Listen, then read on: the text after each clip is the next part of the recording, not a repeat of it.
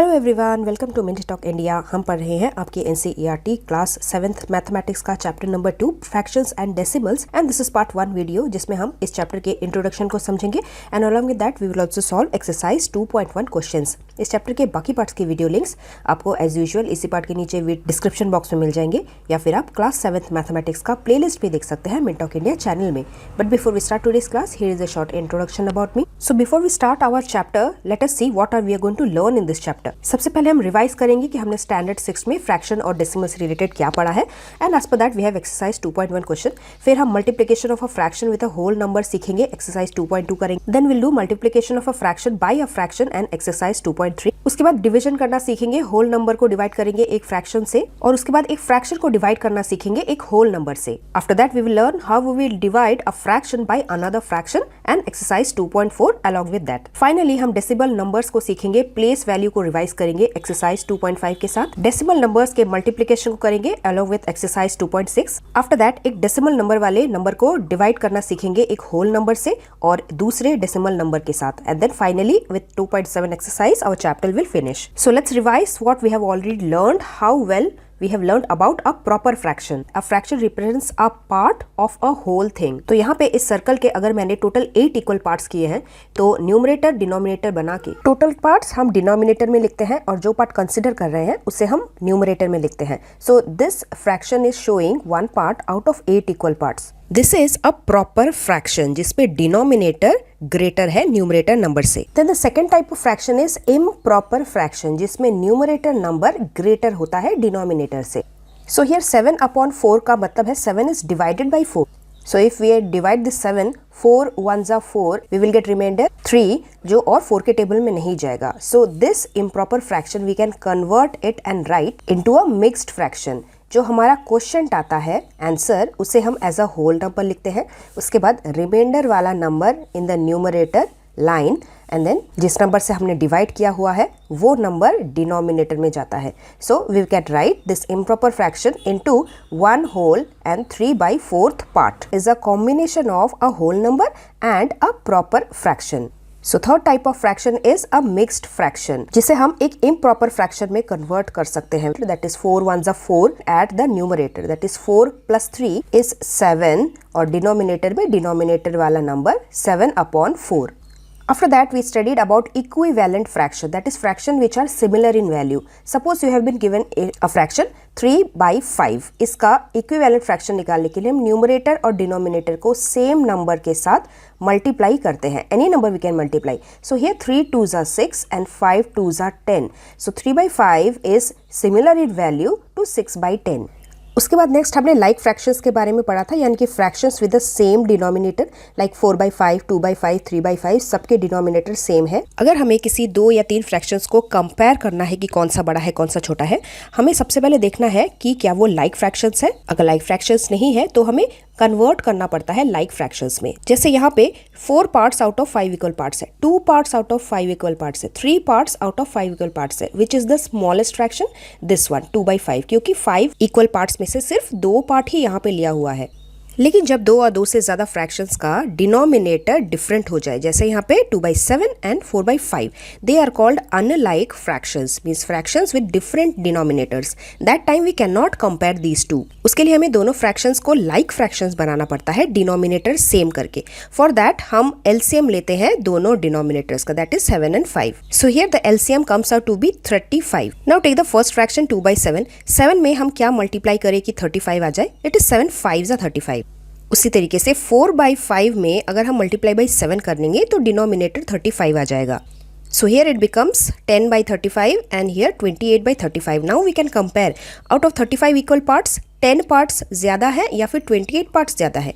Obviously 28 ज्यादा है। So that is why this fraction is the greatest fraction. इसी के ऊपर एक एग्जाम्पल 2 में दिया हुआ है। Let's go to exercise 2.1 questions और fractions के addition और subtraction करते हैं। So question number 1 A is 2 minus 3/5. Here 2 is a whole number and this second part is a fraction 3/5. तो जब किसी भी whole number में डिनोमिनेटर हमें नज़र नहीं आ रहा है, so by default that is denominator 1 only. ये हम लिख लेंगे तो हमारे लिए subtraction easy हो जाएगा. Now हमें दोनों डिनोमिनेटर्स का LCM लेना है इन दोनों को like fractions बनाने के लिए. 5 and 1 का LCM 5 ही होता है. So first fraction multiply by 5 numerator and denominator में, जिससे हमें मिलेगा 10/5 minus 3/5. Now these two are like fraction. अब हम डिनोमिनेटर को कॉमन ले लेंगे दैट इज 5 और न्यूमरेटर को एज इट इज सब्ट्रैक्ट कर देंगे दैट इज 10 में से 3 subtract. We will get 7/5. Now 7/5 is an improper fraction. इसे मिक्स्ड फ्रैक्शन में कन्वर्ट करना है. So here we'll get 1 in the quotient, 2 in the remainder and 5 divisor. So big fraction is 1 whole and 2/5 fraction. Let us see next. It is an addition of 4 whole number plus 7/8. Here also we will take denominator as 1. After that LCM of 1 and 8 is 8 only. So first fraction 4 multiply by 8, denominator में 1 multiply by 8, 32/8 जिसे हम add करेंगे 7/8 के साथ. Same denominator बनते ही हम common ले सकते हैं एंड न्यूमरेटर को as it is we can add that is 39/8. Again it is an improper fraction. Convert it into mixed fraction. We will get 4 as a whole number. Reminder का 7 हम लिखेंगे numerator में, divisor को हम लिखेंगे denominator में. So our answer is 4 whole 7/8 as a answer. Next is number 3 3/5 plus 2/7. यहाँ पे डिनोमिनेटर का एलसीएम 5 2 10 आ रहा है. सो फर्स्ट फ्रैक्शन डिनोमिनेटर को 10 करने के लिए 5 2 10, इसलिए हम न्यूमरेटर में भी 2 मल्टीप्लाई करते हैं और यहाँ पे 7/2 फ्रैक्शन को डिनोमिनेटर 10 बनाने के लिए 5 से मल्टीप्लाई करते हैं ऊपर और नीचे. That is will get 6/10 plus 35/10. 10 common लेके न्यूमरेटर्स को ऐड करेंगे. We will get 41/10. Again it is an improper fraction. Mix fraction में कन्वर्ट करेंगे. We will get 4 whole 1/10 as a fractional part. This is our answer. Let us see the next one. Fourth 9/11 minus 4/15. यहाँ पे दोनों denominators का LCM हमें 165 मिलता है. तो यहाँ पे देखिए 11 तो प्राइम नंबर है ही, इसके अलावा हमने 3 5 15 को और ऐड किया है. तो ये हमने क्यों किया, इसे हम डायरेक्टली कर सकते हैं. 11 में क्या मल्टीप्लाई करेंगे कि हमें 165 आ जाए. दैट इज 11 15 इज 165 होता है. So in the numerator denominator we will multiply by 15. Similarly दूसरा वाला फ्रैक्शन 4/15 डिनोमिनेटर में क्या मल्टीप्लाई करे कि 165 आ जाए. 15 के साथ 11 मल्टीप्लाई करते ही 165 आ जाएगा. तो इसीलिए हमें न्यूमरेटर डिनोमिनेटर में 11 के साथ मल्टीप्लाई करना है. सो 9 15 135, 4 11 44 और डिनोमिनेटर में 165 हमने कॉमन ले लिया. So here we get 91/165. ये एक प्रॉपर फ्रैक्शन है. So this is our answer. Next is number 5 7/10 plus 2/5 plus 3/2. So 2 or more than 2 any number of fractions we are adding, we have to take the LCM of all the denominators. यहाँ पे 10 5 और 2 का LCM हमें 10 मिलता है. So first fraction no change, 10 denominator में है ही.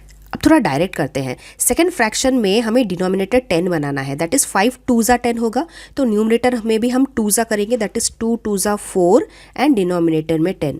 Third fraction 3/2 हमें डिनोमिनेटर को 10 बनाना है. सो 2 5 10, न्यूमरेटर में भी 3 5 करेंगे. दैट इज 3 5 15 एंड डिनोमिनेटर में 10.